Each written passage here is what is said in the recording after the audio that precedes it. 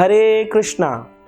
लोग ये प्रश्न पूछते हैं कि कभी कोई आपका अपमान कर दे तो उसे कैसे सहन करना चाहिए।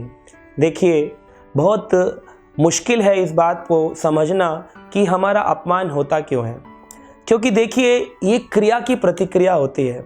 कभी ना कभी किसी ना किसी समय पर मैंने किसी के साथ में ऐसा किया होगा जो आज मेरे साथ ऐसा हो रहा है। अगर मान लीजिए मैंने किसी को एक जन्म में थप्पड़ मारा और उस समय वो व्यक्ति उसको सहन कर गया क्योंकि मैं उससे शक्तिशाली था। अब वो क्रिया तो मैंने कर दी लेकिन उसकी प्रतिक्रिया मुझे नहीं मिली। इंस्टेंट रिएक्शन नहीं मिला लेकिन डिलेड रिएक्शन मिला, देर से उसका प्रतिक्रिया मुझे मिलने वाली है। अब वो थप्पड़ घूमते घूमते घूमते घूमते घूमते घूमते अभी मेरे पास आया और अब मुझे जोर से लगा। जब लगा तब मेरे पास में दो रास्ते हैं, या तो मैं इसको सहन करूं या दोबारा से एक क्रिया करूं और फिर प्रतिक्रिया का इंतजार करूं। तो मैं दोबारा क्रिया ना करके अगर इसको समझ जाऊं कि ये मेरी पुरानी क्रिया की ही प्रतिक्रिया है तो मैं इसको सहन करूंगा। पहली चीज़ है सहन करना चाहिए। दूसरा ये समझना चाहिए कि मान लीजिए पुराने मेरे किए गए कर्म हैं, उसमें कुछ पाप है कुछ पुण्य है। जब मेरी तारीफ होती है तो मेरे पुण्य समाप्त होते हैं, जब मेरी बुराई होती है तब मेरे पाप समाप्त होते हैं। आप क्या समाप्त करना चाहते हैं, पाप या पुण्य?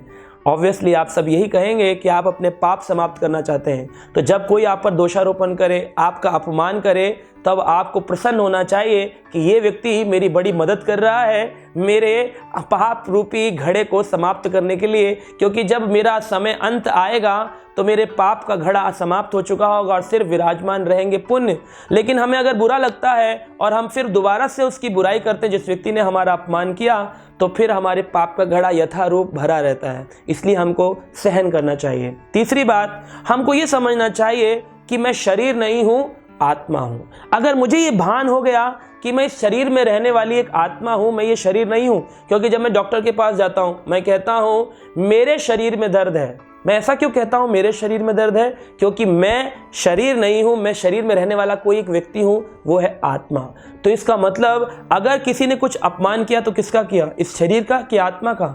आत्मा तो बहुत सूक्ष्म है। बाल अग्रभागस्य, बाल के अग्रभाग का 100 गुना हिस्सा, उसका भी एक हिस्सा लो, उसको फिर 100 टुकड़े करो। बाल अग्र शतभागस्य शतधा कल्पितस्य च, उसको फिर 100 भाग में तोड़ो। ये श्वेताश्वर उपनिषद के अंदर वर्णन किया गया। बाल के अग्रभाग का 10,000वां हिस्सा, इतनी छोटी आत्मा, इतने से हैं हम। इतने सूक्ष्म तत्व की अगर किसी ने अपमान कर भी दिया तो कौन सी बड़ी बात है। इस ब्रह्मांड में भगवान को प्राप्त करने के लिए अगर कोई आपकी मदद कर रहा है तो उसका तो कोटि कोटि धन्यवाद करना चाहिए। एक बार ऐसे ही हुआ था, श्री रामानुजाचार्य संप्रदाय में एक बहुत बड़े भक्त हुए हैं। वो भक्त जो थे वो बैठ कर के भगवान को प्रणाम कर रहे थे।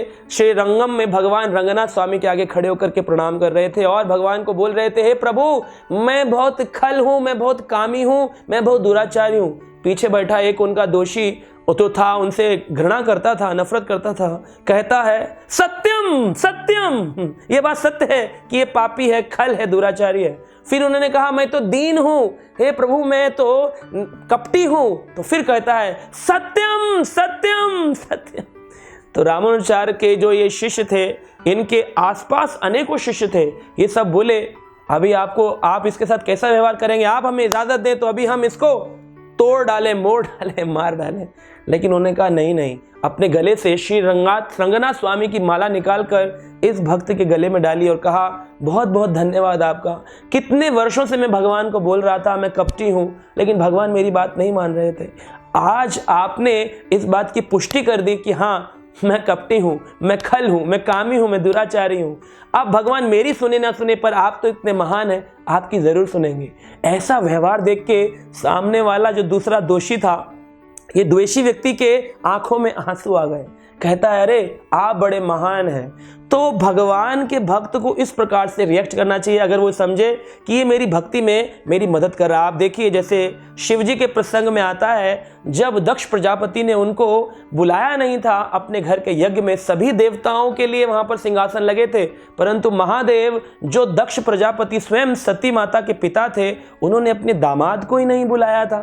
तो सोचिए, इतना जानने के बाद में भी क्रोधित नहीं हुए, क्योंकि भगवत गीता में शिव जी को बताया गया, धीर व्यक्ति कि शिव जी जो है बहुत धीरवान है, इतने धीरवान है कि उनको कोई क्रोध नहीं आया। तो हमें भी धीर बनना चाहिए। भगवान कहते हैं वो मेरा प्रिय होता है, भगवद गीता के 12वें अध्याय में, समय प्रिया वो भक्त मेरा प्रिय है जो मान अपमान मान हो या अपमान हो दोनों स्थिति को समझता है। ठाकुर जी की दी हुई स्थिति है, भगवान की दी हुई स्थिति है, मेरे शुद्धिकरण के लिए आए हैं, मेरे पाप को समाप्त करने के लिए आई है, मेरी पुरानी क्रिया की प्रतिक्रिया रूप में आई है, समाप्त हो जाएगी, मुझे सहन करना है। तो जो सहनशील होते हैं, जो धीरवान होते हैं, वो इस अपमान को सहन करते हैं, समझते हैं कि ये भगवान की अनुकंपा है, उनका प्रसाद है, और बड़ी सरलता से इसको ग्रहण करते हैं। और ये भी जानना चाहिए कि जो व्यक्ति आपका अपमान करता है वो आपके अवगुणों को ग्रहण कर लेता है। जैसे आपके पास मान लीजिए 100 रुपये हैं और आपकी पॉकेट से वो गिर गए, किसी ने उठाकर अपनी पॉकेट में रख लिए,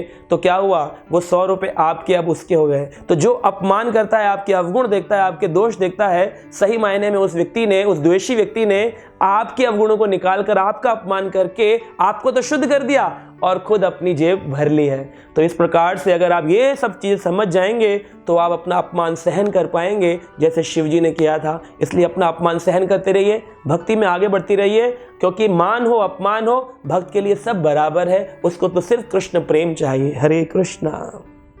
ऐसे ही और भक्तिमय कार्यक्रमों के लिए देखिए हरे कृष्णा टेलीविजन। इसे प्राप्त करने के लिए आप अपने केबल अथवा DTH ऑपरेटर से संपर्क करें तथा और अधिक जानकारी के लिए आज ही डायल करें 8767 845 845।